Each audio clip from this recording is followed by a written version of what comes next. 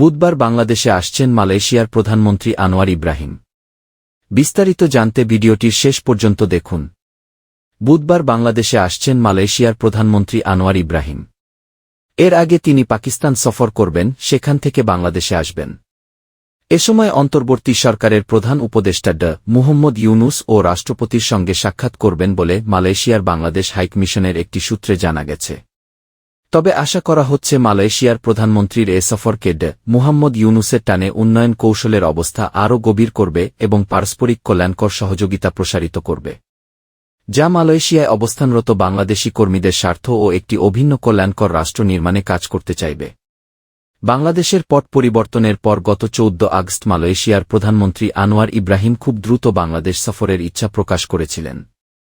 সে সময় প্রধান উপদেষ্টা ড মুহাম্মদ ইউনুসকে মালয়েশিয়ার প্রধানমন্ত্রী ব্যক্তিগতভাবে অভিনন্দন জানাতে ফোন করে এই ইচ্ছা ব্যক্ত করেছিলেন।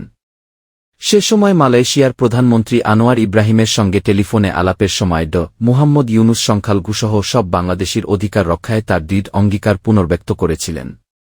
ড ইউনুস তাকে দুই দেশের মধ্যে ভ্রাতৃত্বপূর্ণ সম্পর্ক আরও জোরদার করতে বাংলাদেশ সফরের আমন্ত্রণ জানালে এমন সময় মালয়েশিয়ার প্রধানমন্ত্রী শিগগির বাংলাদেশ সফরের ইচ্ছা প্রকাশ করেছিলেন।